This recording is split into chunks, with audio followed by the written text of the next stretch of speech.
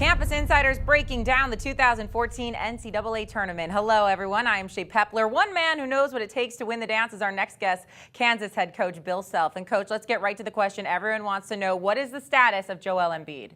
Well, really, Shae, nothing's changed. He's doubtful for this weekend. I'm not saying that he couldn't get on the practice floor possibly before the end of the weekend, but not to the point where we put him out there and play. I'd want him to practice 3 or 4 or 5 days before we do that. So we're hopeful if we're fortunate enough to advance, and that's a big if, obviously, with the pod that we're in, that he'd be able to go next weekend.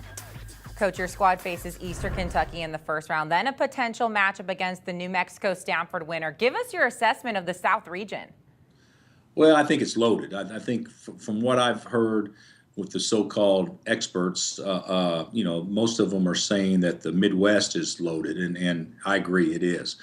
But when you stop and look about our region, I mean, just taking New Mexico, for instance, I looked at them today. Their RPI is 15, but they're a 7 seed. That doesn't really add up.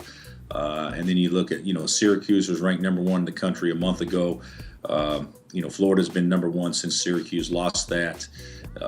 You got UCLA, who's a very, very hot team right now, and of course VCU gives everybody fits.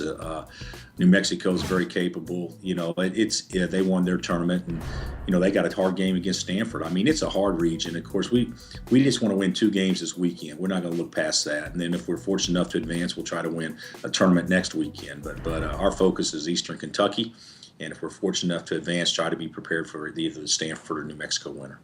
Well, Coach, you told us here on Campus Insiders that in order to win the tournament, a team needs to find a way to win games when they're not playing their best. Would you classify this team as fitting that description right now? No. I think that we're pretty good whenever we play well. I think when we're off a little bit, I think sometimes our lapses are such that it's hard to recover from, and that happened against West Virginia, obviously, on the road, and it happened against Iowa State. Also happened at Oklahoma State. So our last 3 losses have been against really good teams that played very, very well. But you're up 10 with 10 left. You're supposed to win the game. You're playing a red-hot Iowa State team. You can't let them get comfortable. We allow them to be comfortable. We've got to improve in some areas, not to let people get in their comfort zone against us. Coach, any special motivational tradition you have this time of year? Anything special you plan to do with the guys that's maybe out of the ordinary? No, probably not. Probably be nicer to them this week than what we normally are. The thing about it is, kids work their butts off to play in this tournament. It's such a great tournament. It's awesome. And the one thing that has to happen is the kids need to enjoy the experience. We need to have a business-like approach. We need to eliminate distractions.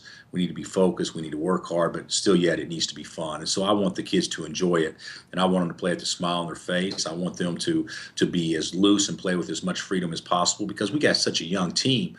I think that it would be pretty easy maybe not to do that. If in fact we got kind of hung up on us having to do something. We don't have to do anything. What we need to do is make sure we make the most of the moment. All right, Coach Self, thanks so much for the time. Good luck in the tournament. Thank you very much.